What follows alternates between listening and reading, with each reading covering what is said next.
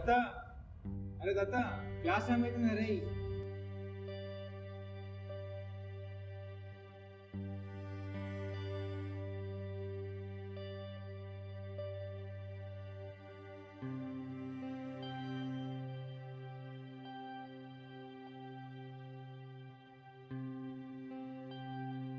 అరే ఏంట్రా పిలిచినా పట్టించుకోవట్లేదు. ప్రెసిడెంట్ అన్నాక ఉంటాయి కదరా, 1,00,000 పనులు ఉంటాయి మాకు.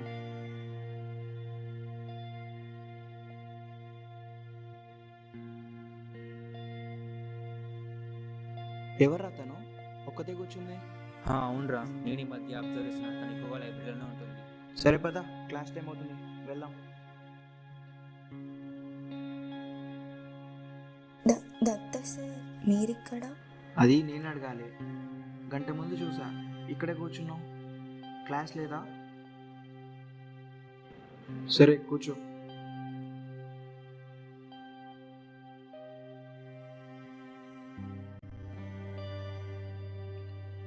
సరే నీ ప్రాబ్లం ఏంటో చెప్పు. ఏమైంది? మీ అన్నయ్య అనుకొని చెప్పు, పర్లేదు. ఏమో సార్, ఏం అర్థం కావట్లేదు.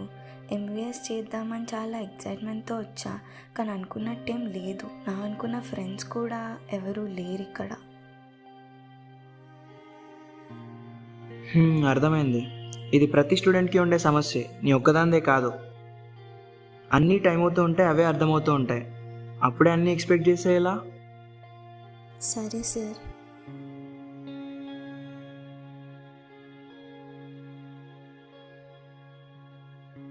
కళ్ళకు చేతులు అడ్డం పెట్టుకొని వెళ్తురు రావట్లేదంటే ఏం లాభం?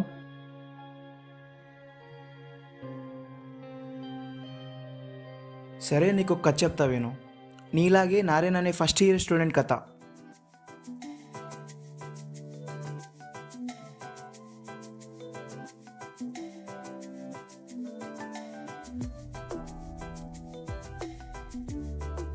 హాయ్ బ్రో, ఫస్ట్ ఇయరా? అవును, మీకెలా తెలుసు?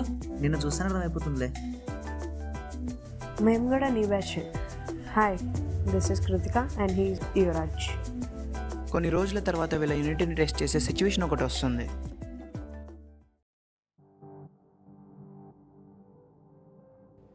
Sit down. So this is the class. Any doubts? Okay. So I'm going to give you a first group assignment. Medical ఫీల్డ్లో టీమ్ వర్క్ అనేది చాలా ఇంపార్టెంట్. సో నేను మీకు ఇప్పుడు ఇచ్చే ఈ అసైన్మెంట్ జస్ట్ మీ థియరీ నాలెడ్జ్ కోసమే కాదు, మీలో ఎంత కోఆర్డినేషన్ ఉందో టెస్ట్ చేయడానికి. And the assignment is about ECG and choose your teammates very carefully.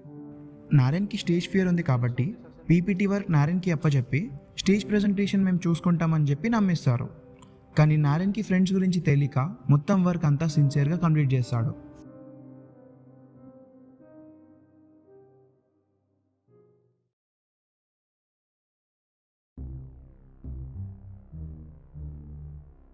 అరే నువ్వు పీపీటీ స్టార్ట్ చేసి పెట్టు, మేము వచ్చి చెప్తాం.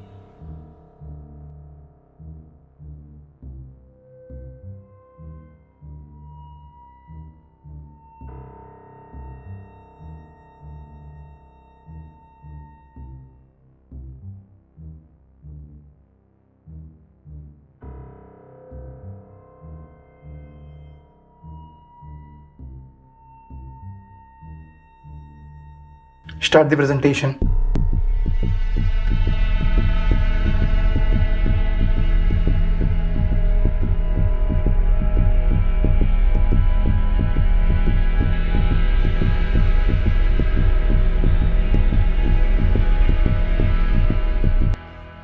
ECG is a three-letter acronym for electrocardiography.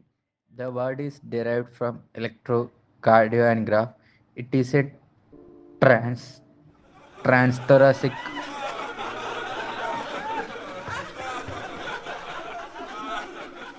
Silence. Next person, carry on.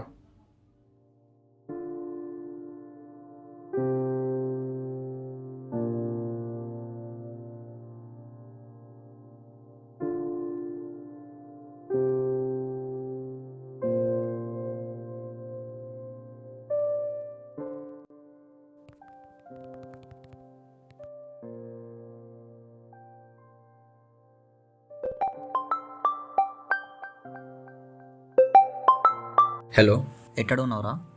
రూమ్లో. మీనాక్షికి హెల్త్ బాగాలేదంట. సార్ రిటార్డ్ సెల్ నుండి తెల్లా సబ్మిట్ చేయమని చెప్పిండు. నీకు ఏమని చెప్పింది, వచ్చి తీసుకో, సరేనా? అవునా, సరే సరే సరే, చేస్తా.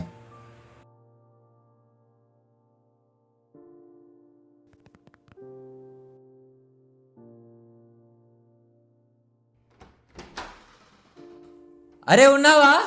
ఆ బాత్రూమ్ ఉన్న బుట్ట టేబుల్ పైన ఉంది, తీసుకో.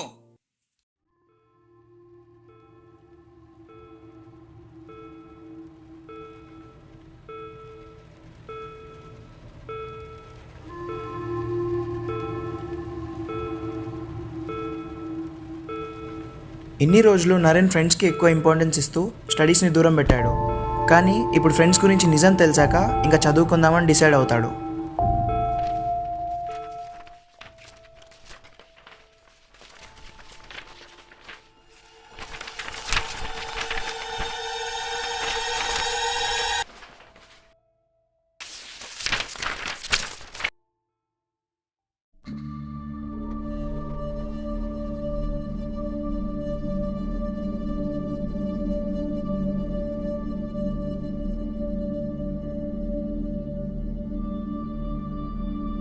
ఇప్పుడు నేను చెప్పిన కథలో నారేన్ ఇదే బుక్ చదివి తన లైఫ్ స్టైల్ చేంజ్ చేసుకుంటాడు.